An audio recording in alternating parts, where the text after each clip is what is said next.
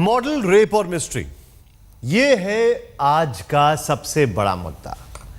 सवाल यहां से उत्पन्न होता है कि मुंबई में एक मॉडल ने एक डीआईजी सुनील पारासकर के ऊपर बलात्कार का आरोप लगाया। घटना घटती है दिसंबर के महीने में पिछले साल और केस फाइल होता है 23 जुलाई को 2014 में। इतना लंबा गैप, इतना बड़ा ब्रेक, आखिर इसके पीछे की वजह क्या है? कई आरोप प्रत्यारोप लगाए जा रहे हैं। हम उस मॉडल से बात करेंगे जिसने ये आरोप लगाए हैं, उसका रियलिटी टेस्ट करने की कोशिश करेंगे। लेकिन उससे पहले इस पूरे केस में एक नाम सामने आता है और वो है पूनम पांडे का। एक मशहूर मॉडल है, इनका नाम सामने आता है। दरअसल कहा यह जाता है कि पूनम पांडे जो हैं, उनकी वजह से इस मॉडल जिसने आरोप लगाए हैं और सुनील पारस्कर के संबंध खराब हुए और ऐसा ईमेल्स में निकलकर सामने आ रहा है, ऐसे आरोप लगाए जा रहे हैं। पूनम पांडे इस वक्त हमारे साथ है। पूनम पांडे से हम बातचीत करते हैं। पूनम, स्वागत है आपका। मेरा सीधा सीधा पहला सवाल आपसे यह है, इस केस से आपको जो जोड़कर देखा जा रहा है उस पर आपका क्या कहना है? वेल, सबसे पहले शांत, तो मैं खुद सरप्राइज्ड हूँ, जैसे आप लोग सभी सरप्राइज्ड हैं। मेरे समझ में नहीं आ रहा कि मेरा नाम इस केस में क्यों जोड़ा जा रहा है। बहुत ही ज़्यादा सीरियस मुद्दा है। मैं विक्टिम के लिए सॉरी भी फील कर रही हूँ। Of course I am feeling sorry for her, लेकिन इसका मतलब ये नहीं कि आप उठ के किसी का भी नाम ले लो, तो दैट इज हर्टिंग मी। आपकी कभी भी कोई भी मुलाकात, कोई भी जान पहचान सुनील पारस्कर से हुई?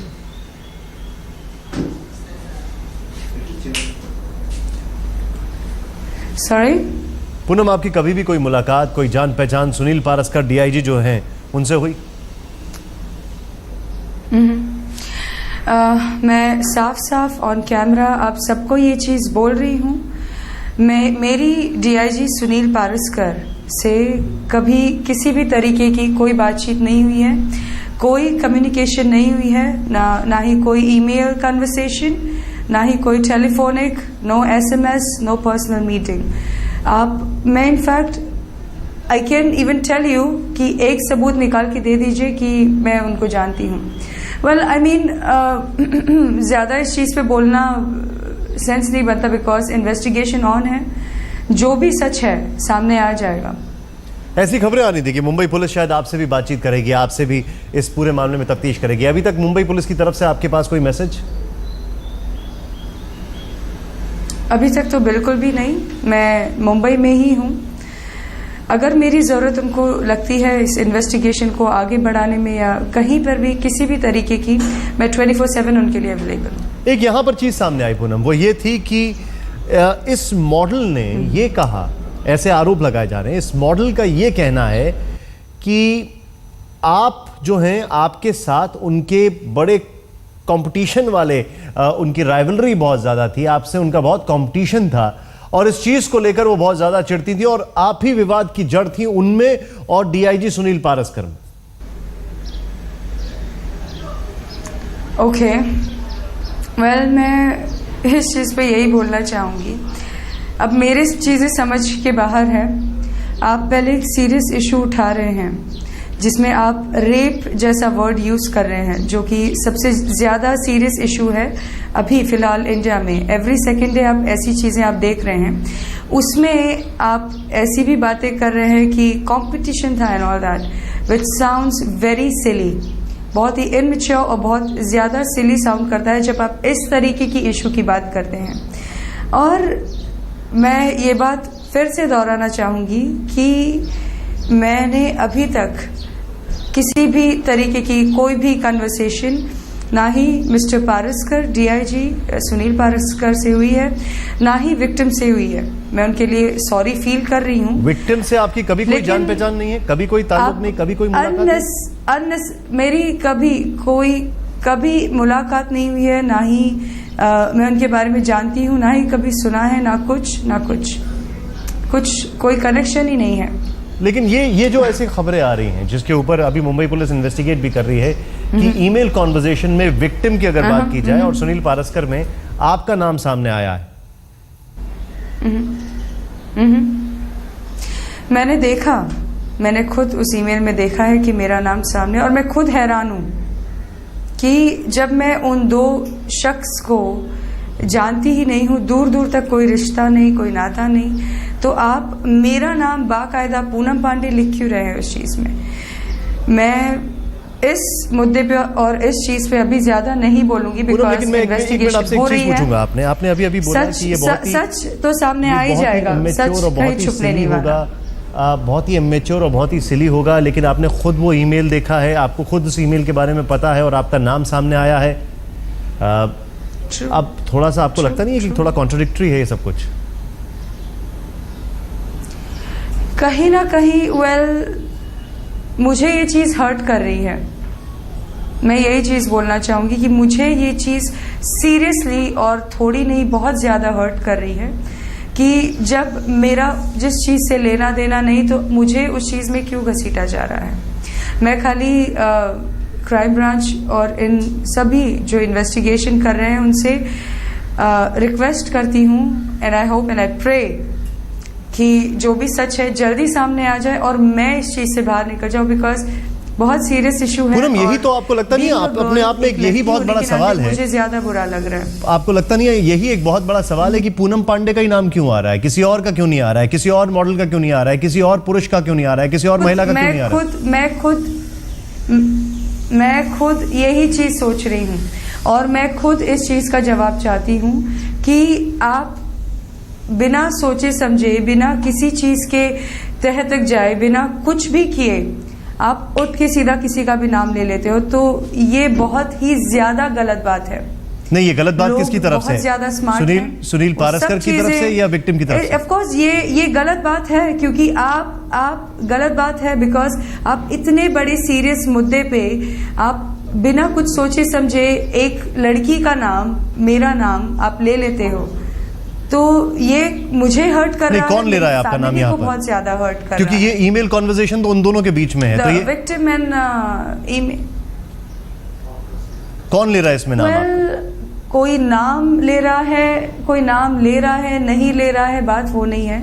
इन अपना जो ईमेल में जो नाम लिखा गया है, जिन्होंने भी चेंज हुआ है, मेल एक्सचेंज हुआ है, को ईमेल भेजा है और रिसीव किया है, तो उसमें मेरा नाम ले रहे हैं, तो ये गलत बात है, बहुत ज्यादा गलत बात है। मैं आपसे मैं ये आपको लगता नहीं है कि चलिए मैंने माना कि आप हर्ट हैं इससे और जाहिर सी बात है ये भी लाजमी है, लेकिन वो कहते हैं ना कि बगैर चिंगारी की आग नहीं होती।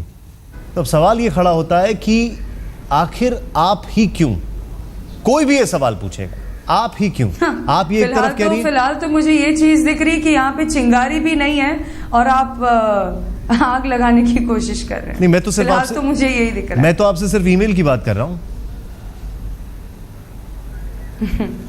ईमेल की बात, ईमेल की कन्वर्सेशन, जो कुछ भी जहाँ पे भी मेरा नाम है, आप भी कहीं ना कहीं जानते हैं पब्लिक बहुत स्मार्ट है, सब चीज़ें समझ रही हैं, मैं भी कहीं ना कहीं समझ रही हूँ, लेकिन अभी बोल नहीं सकती on camera because I am not the one to speak on that part.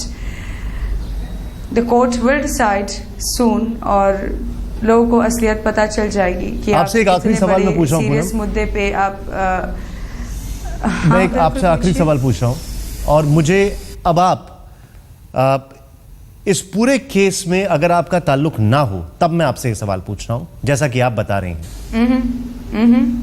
As an outsider, जब आप ये पूरे केस को देखती हैं, क्योंकि आप उस फर्टर्निटी से आती हैं जिस फर्टर्निटी की एक महिला ने ये आरोप लगाया है, मैं बात कर रहा हूं मॉडलिंग की, मैं बात कर रहा हूं ग्लैमर वर्ल्ड की, तो आपका इस केस पर क्या कहना है? क्या ये आरोप झूठे हैं? क्या ये आरोप पॉपुलैरिटी के लिए है? ये पब्लिसिटी स्टंट है? एज एन आउटसाइडर मैं यही बोलूंगी कि जितने जल्द ये इन्वेस्टिगेशन होती है और जितने जल्द ये सच्चाई लोगों के सामने आती है, उसके बाद डेफिनेटली मैं डिफॉर्मेशन का केस या कुछ ना कुछ ऐसा स्टेप जरूर उठाऊंगी ताकि कल को कोई भी उठकर मेरा नाम ना ले। आज तक से बात करने के लिए आपका शुक्रिया पूनम। Thank you. पूनम पांडे इस वक्त आज तक के साथ थी, बता रही हैं कि मुझे नहीं पता कि मेरा नाम कैसे आया, लेकिन हाँ जब चीज़ें साफ हो जाएंगी तब मैं डेफेमेशन का केस ज़रूर फाइल करेंगे। हम ज़रूर बात करेंगे उस मॉडल से, रियलिटी चेक उस मॉडल का भी ज़रूरी है।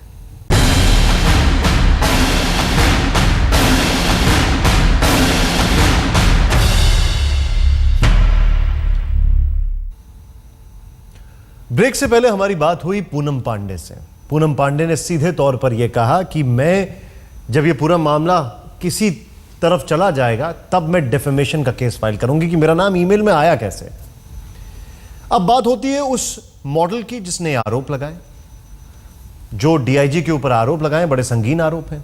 और बात होती है उस मॉडल के लॉयर की जिसने उल्टा मॉडल के ऊपर आरोप लगाए। ये पूर्व लॉयर हो गया है। अब चलिए आइए सीधे करते हैं इस मॉडल का रियलिटी टेस्ट। मुझे उसे परेशान नहीं करना है, बैड पब्लिसिटी करनी है। परेशान नहीं करना है, बैड पब्लिसिटी करनी है। यह मॉडल इस वक्त हमारे साथ है। क्या आप बता पाएंगे आपने ये बयान क्यों दिया था? सीधे सीधे आपके साथ आपके जो वकील साहब थे जो उन्होंने स्टिंग ऑपरेशन किया था उसमें आपने कहा है कि मुझे परेशान नहीं करना है, बैड पब्लिसिटी करना है, मुझे इसको फंसाना है। मैंने ये पूरा क्लिपिंग देखा नहीं है और अभी मैंने सुना है आपके सामने जो आपने मुझे सुनाया है। आप लोगों को क्या लगता है इस वीडियो में कितनी सच्चाई है? आपको लगता है कि ये एडिटेड नहीं है, बिल्कुल साफ सुथरा है? जिस आदमी का कैरेक्टर इतना गलत है, जो एडवोकेट मेरा है और किसी और के लिए स्टिंग ऑपरेशन कर रहा था, तो आप उसके इस वीडियो पे कितना भरोसा करते हैं? आपको मुझ पर ज्यादा भरोसा है, उस आदमी पर भरोसा है, या फिर आपको इस देखिए हम इंडिया तो के लॉ पर आपको देखिए ज्यादा मैं भरोसा किसी का है, साइड नहीं लेना चाहता। मैं यहाँ पर आपसे बस जानना चाहता हूँ ये क्या है? अचानक से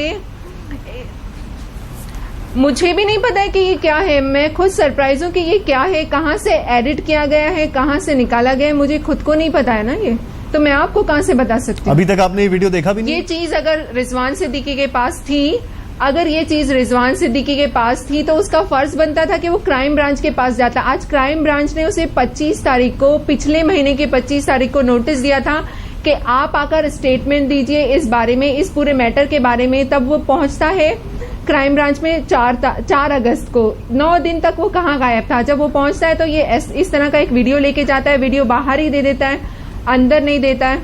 तो आपको क्या लगता है उसके पीछे क्या इंटेंशन रहा होगा? मैं आपसे जानना चाहता हूं, मुझे एक चीज बताइए, क्या आपने अभी तक ये वीडियो देखा ही नहीं है? मैंने ये वीडियो सिर्फ चैनल्स के थ्रू देखा है।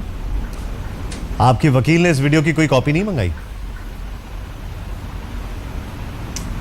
मैं जितनी भी कॉपीज देखूंगी वो क्राइम ब्रांच के थ्रू देखूंगी ना। मैं मीडिया पे चलाए गए सारे जो वीडियोस हैं मैं उनको क्यों देखूंगी? मैं उन पे यकीन क्यों करूंगी? आप लोगों को लगता है, आपको ज्यादा यकीन है अगर इन नहीं, मैं ये जानना चाहता हूं कि आपके वकील ने ये कानूनी प्रक्रिया का कानूनी प्रक्रिया का बाहर आता है। ये कानूनी प्रक्रिया की एक चीज होती है जिसमें ये वीडियो बाकायदा कोर्ट में पेश किया जाता है। क्या आपके वकील ने ऐसी कोई कार्रवाई के तहत इस वीडियो की ओरिजिनल कॉपीज मंगाई हैं? इस देश में बड़े बड़े केसेस हुए वीडियोस के ऊपर खाली। ये ऐसा इस तरह का वीडियो आपको सरप्राइज होगा कि ये वीडियो अभी तक कोर्ट में पेश ही नहीं किया गया। जब उनके पास ये वीडियो था हियरिंग के वक्त तो कोर्ट में पेश क्यों नहीं किया गया? आप लोगों को सरप्राइज नहीं होता है? कल वहां पर मीडिया मौजूद थी, मीडिया को क्यों नहीं ये वीडियो मीडिया के सामने क्यों नहीं आया? कोर्ट रूम में मीडिया थी, मीडिया ने इस वीडियो को सबमिट करते हुए देखा। इस वीडियो में बड़ी संगीन चीजें सामने आ रही हैं कि उसको हैरेस करना है और उसको परेशान करना है। बड़ी अलग अलग चीजें सामने आ रही हैं। ध्यान से देखें रिपोर्ट।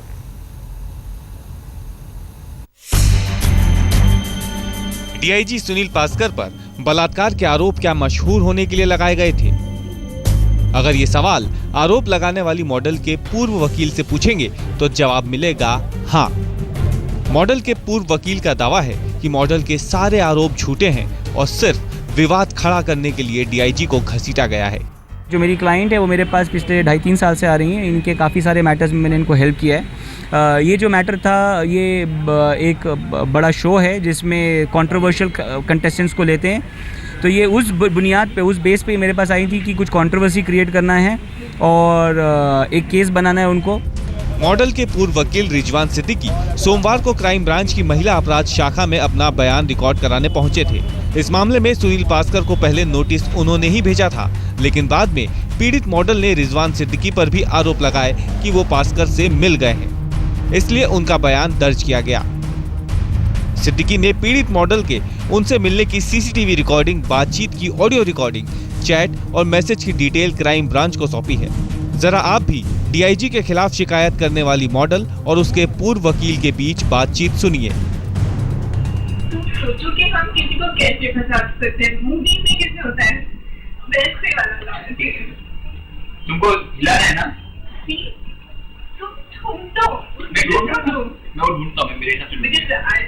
बलात्कार का जिक्र फर्स्ट टाइम हुआ है 22 तारीख की रात को। उसके पहले तो बलात्कार वर्ड भी नहीं था। इनके साथ में कोई जाति भी है उस तरीके से, मोलेस्टेशन की भी तरीके से, वो भी नहीं था।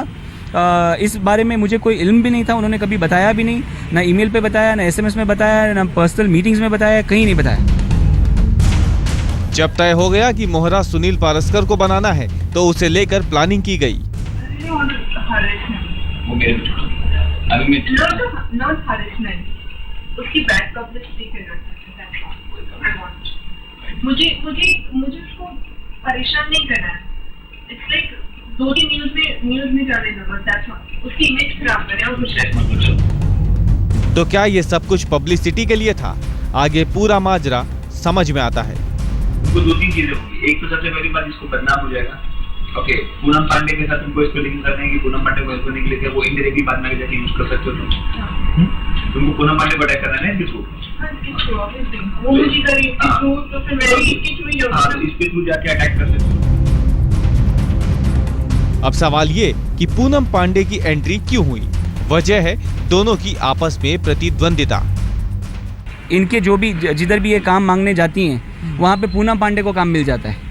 तो इनको ये शक है कि पूनम पांडे और इनके बीच में काफ़ी लोग हैं जो कॉमन है, जो पीआर एजेंसी है वो कॉमन है, जो इनका इंटरनेट का वेबसाइट संभालती है वो कॉमन है। तो इनको लगता है कि पूनम पांडे इनका सारा काम ले जा रही है और पूनम पांडे की वजह से इनको काम नहीं मिल रहा है। तो ये पूनम पांडे को उनका करियर ख़त्म करने के चक्कर में इन्होंने ये सब केस बनाना चालू किया था। बातचीत के एक हिस्से में मुंबई के पुलिस कमिश्नर राकेश मारिया की भी चर्चा है। मतलब ये कि मशहूर होने के लिए पुलिस के इस्तेमाल की भी पूरी तैयारी थी। महिला आयोग ने आपको लेटर लिखा था, खुशी का लेटर लिखा हुआ है कि डीआईजी मैंने आपको बताया हमारा इन्वेस्टिगेशन चल रहा है and investigation will reach its logical conclusion. ये वाकई गौर करने वाली बात है कि पूर्व वकील के साथ कथित बातचीत में कहीं भी मॉडल ने बलात्कार या छेड़छाड़ का जिक्र नहीं किया है। कहीं ना कहीं इस मामले में अब एक नया मोड़ आ गया है। काफ़ी गंभीर मसला है और अब सबकी निगाहें क्राइम ब्रांच की जांच पर टिकी होंगी कि आखिरकार क्राइम ब्रांच की जांच में क्या कुछ सामने आता है। लेकिन कहीं ना कहीं ग्लैमर की दुनिया की गंदगी एक बार फिर से सामने आई है। कैमरामैन राजू रवनकर के साथ मुनीश पांडे, मुंबई आज तक।